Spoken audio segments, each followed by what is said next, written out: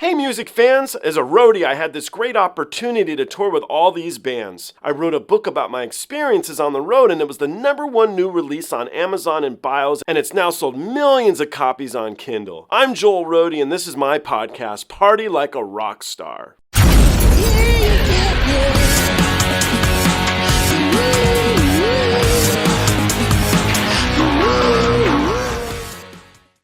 Back by popular demand is my friend Rocko Reedy. If we don't know who Rocko Reedy is, you didn't see any of his reactions thus far on my channel, I encourage you to do so. Rocco's a cool guy. He's worked as a tech, a stage manager, a production manager, and a rigger. He's toured with STYX, Kansas, Cheap Trick, REO Speedwagon, Loverboy, Robin Trower, Bryan Adams, John Mellencamp, Aerosmith, Bon Jovi, The Scorpions, Kiss, MC Hammer, Def Leppard, Eric Clapton, U2, Journey, Nine Inch Nails, Heart, Madonna, The Smashing Pumpkins, Marilyn Manson, and many, many more. He's a great guy. I really love that you guys seem to enjoy his reactions. He's enjoying it as he's retired now. Anyway, let's jump into his next reaction here, and we will see what Rocko Reedy has to say about your favorite band. What did you say? I said, hello, how are you, my dear? Okay. This is Rocko Reedy. Rocko Reedy, as you guys all know, is now a Dimash fan, and he's a good buddy of mine. And so, there was a couple new Dimash releases recently. I've reached out to Rocko here to say, hey, and do you want to check them out? And so the first one here, I don't know, what am I, a couple weeks ago, I think. It's a track called When I've Got You. And this is the official music video. And if it's okay with you, we'll jump into it. You can let me know what you think. Run it, baby. Okay, let's do it.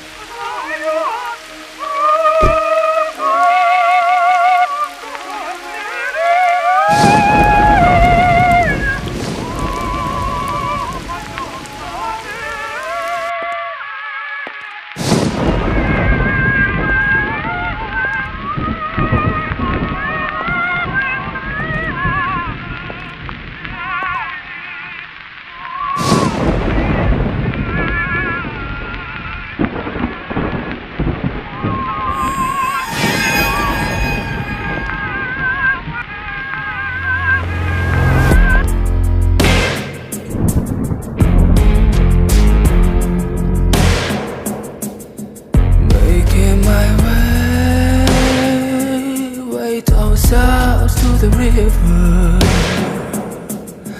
been lost for days, 'cause I'm looking for freedom.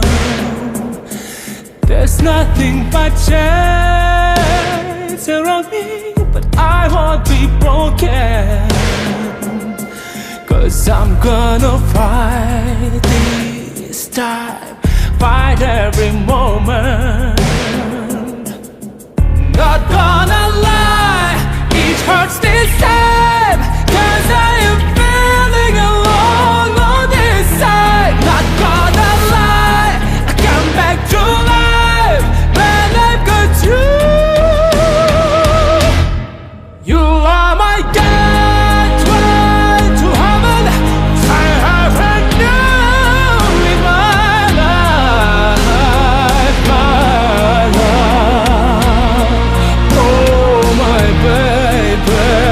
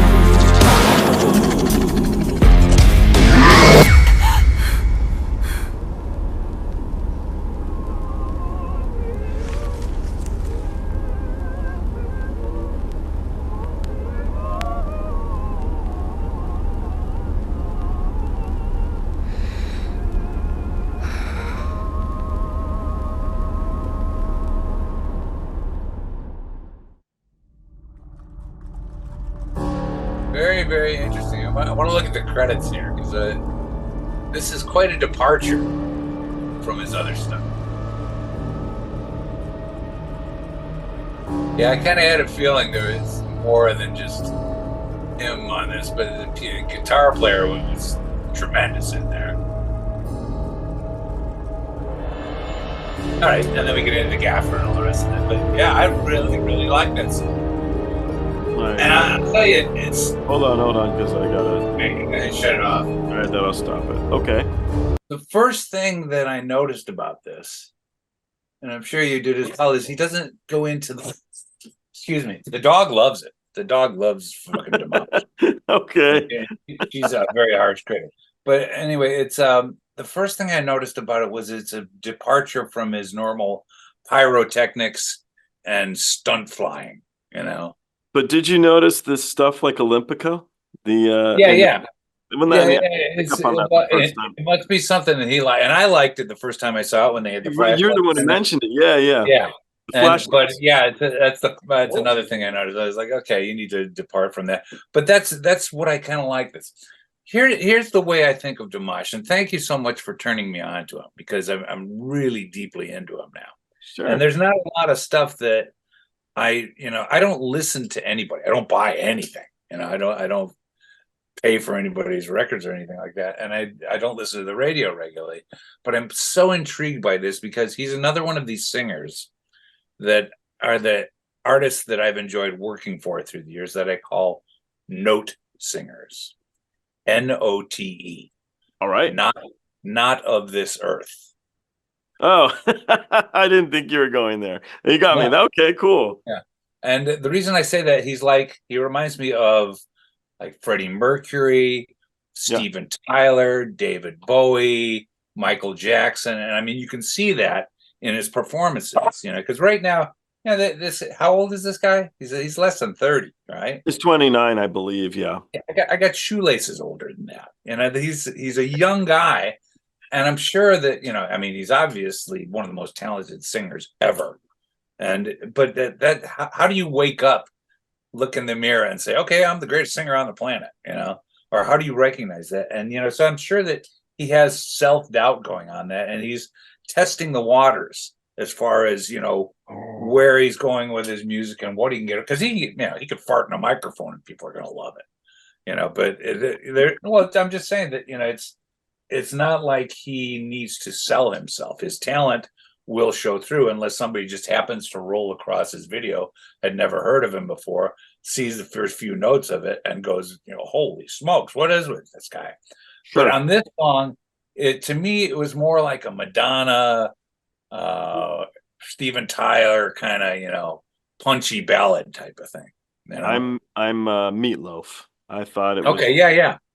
But in that operatic sense as well, still, which he maintains with that, but he doesn't go into the the 7-octave range stuff that he does on other things, which is great because I'm sure that deep inside when he wakes up in the morning, he's like, I want to be me, but me is circling over the rainbow. I call it I call him the Judy Garland syndrome, where they got to go up over the clouds to hit the notes to listen to him because it's just so high, and he's so talented in that sense.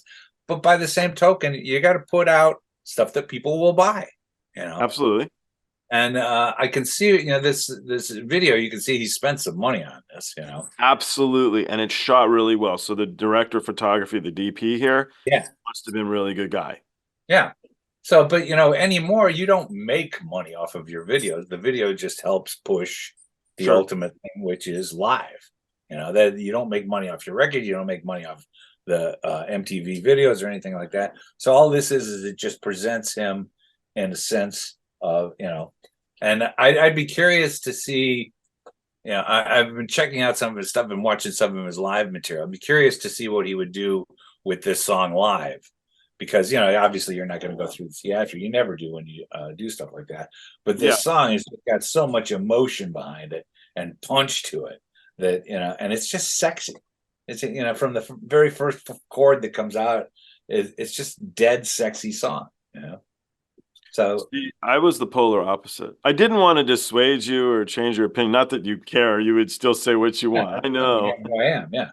Yeah, of course, but I do not like this song at all. I found it Huh. to be boring, repetitive. I found the lyrics to be cheesy. I don't like this pop direction. And it's not the kind of music I listen to now. That being said, I did like Meatloaf, but in my opinion, Meatloaf did this when I was in high school in 1990, whatever, with Bad Out of Hell too. And Yeah. so I think it's old hap. I don't see it as being innovative or new. So I'm assuming you disagree with me, but Yeah, I agree with you to a point, but not to a fault. And I want to give him a bit of room because I'm a new fan to it. And sure. but if I was going to throw stones at it, I'd have and it's interesting that you use the analogy of Meatloaf because let's face it, Meatloaf is not pretty. Was not pretty. I used to work with Meatloaf. Great guy, but he knew he was ugly. I mean, this is and it's funny too because I met Meatloaf originally when he did a movie called Roadie. Oh yeah. And it I've was seen the trailer. okay. And I was working for STYX at the time, which at that point in time they were the biggest band in North America. And so for the movie, we had this promotional thing where it was the first time that they presented Roadie Awards for Performance Magazine, Top Oh, Dog, as they were called. yeah, sure. And they had me win this thing, although I don't know who voted on it. Nobody did, but they said promoted me as Roadie of the Year. Okay. And then the awards went on from there. But it was I got together with Meatloaf and he came to the studio and super nice guy and everything. And but it was the 70s, so we were all doing tons of blow and just getting quagged out of our minds. But he said, I've never wanted to I'm not a pretty boy. Like the STYX guys were all pretty boys at that point in time. Because I'm not a pretty boy like you guys, but I get up there and I sweat like a pig and I have a thing Yeah. and he goes, and that's my shtick, Yeah. and if I tried to do anything else besides that, people would laugh at me. But you look at Dimash. I mean, Dimash is a good-looking kid, Okay. Yeah. and I don't mean this in a negative way or to judge anybody, but he's good in a hetero and homosexual way. Men and women find him very attractive, I would have to believe, and he can get up there and he could, totally suck or be just very mediocre or just boring or whatever, and you're watching this and you say I'm born with it. I'm watching it and I'm thinking the women are going to love this song, first of all, because you're going after before you could keep the volume completely down and him playing the vampire character Lestat. He's there, he's got it. He's the Brad Pitt or Tom Cruise of the music business and stuff. But when he plays stuff like, picture if that same song was what's his name, Justin Timberlake Oh, sure. singing that same song. Same thing, they would look at it and they would see an attractive guy. Picture Meatloaf doing that song. Nobody'd look at it these days. He wins you over with the talent aspect. One would think, but keep in mind that, first of all, the guy's been dead for almost 10 years now. And second of all, when Bad Out of Hell came out, that was the late 70s. Yeah. So we're talking 40 to 45 years old, 45-year-old songs that he was putting out. And they've stood the test of time through the years. Will this song stand the test of time? I don't think so. Okay. See, I don't think.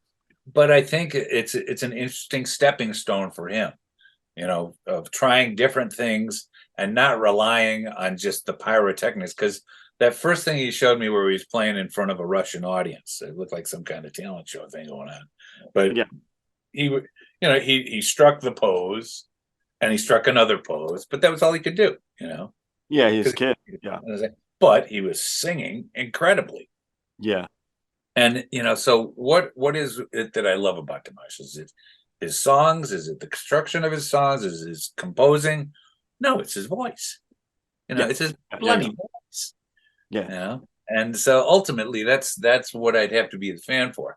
This video impressed me as, he's got the best looking video money can buy.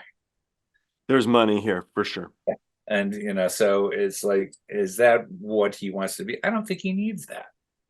I think he could sit on a stool in the middle of the desert and sing a song and impress people with just that, you know. And And that's I for one, I prefer that stuff, but I've been inundated, I feel, with music like this that I feel is mainstream and poppy that I don't personally like, which is what got me on YouTube searching for oddities. And then those oddities became my regular listens. And so yeah. Dimash, I don't know if, yeah, I guess an oddity. It was something different. Kazakhstan, pointed out on a map. I couldn't have. And so still I'll bring on, guess my last guest is like, oh, you mean Borat? It's like, no, there's real people from a place called Kazakhstan, bro. And now, so it's really opened up a new world of not just this particular dude, but also a complete a culture of people and stuff that I've actually been reading about recently just because of this guy. And what a beautiful aspect of music, to open that door. I Oh, think, absolutely. He's a great ambassador of, oh, perfect word. Yes, But I But still like all the stuff in Kazakh so much. And I think it's possible that it's just because I haven't got it in my brain enough yet. It's new, it's original, it's exciting, it's these wonderful instruments. There's just so much to love. And when I see this, I'm like, ugh, Western crap again. well, Where's Mariah Carey think in of, this? think of the audience that he's trying to attract, though. And Needs so to become worldwide to make real money. It's important to make a couple bucks. I think I'd have to believe that he's comfortable, but he's not a multi-billionaire or anything like that. But anymore, they're a dying breed, because unless they save their money, you don't make any money anymore unless you're out selling out stadiums, which he's capable of doing. But I'm sure that he would like to do it in North America, in Europe, and I'm assuming that, because I've seen some things with his video. He does stuff in Germany and things like that, but I haven't seen him playing in England or Scandinavia or other places like that where it's more Western influence, if you can call it that. And it's like, what do you try to emulate? What do you try to do to try and attract attention to those markets? And it's like, difficult. You be who you are, because ultimately that's who you got to be for the rest of your life. Pity the poor rock star is the way I've always put it. I can go out there and I can sit in my basement here and I can play anything I want. Sure. I'm not selling anything. And the only person I have to please is my dog. Okay. But hard to please. No, actually, she loves everything I do, but you know that. But for people out there who are just getting started now, a brand new band, who's out there, trying to think of somebody who just hit the scene, and so, like Greta Van Fleet. Okay. They hit the scene, they exploded, they had the perfect opportunity to become huge, and they blew it. They blew it because quiet, but they could come out with something tomorrow that would a lot of people would listen to, because that dude can sing, man. He can sing, but the problem is when the press got all over him and said, "You guys sound like Zeppelin," they denied it totally. They said, "Oh no, we don't. We're influenced by Aerosmith." And then he had Robert Plant put out a video saying that he thought they were great, except that they denied him. And they could have had that entire audience, the whole Led Zeppelin audience, would have followed him to the ends of the earth. But then they did that, and then they went off in this hippie direction, wearing white clothes and singing songs about swords and sandals and shit like that. I don't know. Yeah, but remember Wolf Mother was the same. Yeah. What was the other one? Or Dirty Honey. Who? Dirty Honey. You ever hear of them? Vaguely down the grapevine. Don't know if I ever listened to them. They're brilliant. They sound like a cross between Aerosmith and Guns N' Roses. Oh. So and cool. but the thing is, they're out there and they're doing that, and it's nothing new. So it's hard to to get excited. You could get put on a tour with one of these bands, but it's like I think there was one. Do you remember Wet Leg? Did I turn you on to them? These two girls that during the pandemic were from Wales or something like that, and they just put these quirky videos together in their bedroom, and it wasn't great stuff, but that's what was cool about it. It didn't sound like anybody else. Wet Leg. Write it down and check them out later. Anyway, now they got seen by Dave Grohl. He loved them, and he's bringing them out on the stadium tour with him. Hey, that's awesome. Yeah, and I mean that, but that's the way you get discovered. Yeah. Look Wolfgang Van Halen. Let's face it, he's a big boy. He looks more like a linebacker, but he's got the chops. He's got his old man's chops. And he writes some pretty darn good songs. Yeah. But, where does he go? Yeah, I don't know. He's got to stick with rock. Well, no, not so much that. It's like, no matter where he goes, he's going to be compared to his old man. Yeah. And he better play stuff just like Van Halen. It's not like he can come out and start playing ballads, Yeah. Start playing new age music. It'd be funny though if he started a cover band and all he did was Bon Jovi. Actually, it was sell well once. Yeah. Yeah, you got one time. Hey, Valerie would be like, yeah, I like those guys. All right, enough of this. Let's move on. Yeah. How about, so his newest release is not this one. It's a track called Smoke. And it was just released yesterday, I think. Yeah, yesterday. So I don't have we heard of Smoke? Yeah, actually, I think it was released months ago. I could be wrong, but I was just looking at the YouTube dating on it. But and there's actually there's a production video that like this, where it's got theatrics and all the rest of that, and there's a live version. All right, well, you got me beat. I don't know any of that stuff. There was one released yesterday, which was the official music video, but there's a live video? Yeah. So the one that was released yesterday, because anyway, it doesn't matter when. All right, well, let's sort it out, and we'll jump into the next one together, and we'll see. We'll do Smoke. But yeah, I don't know. I'll have to look. I know they were releasing like quick little blurbs promoting, but all right, let's figure this out, and we'll jump onto the next one together. Aye. Okay.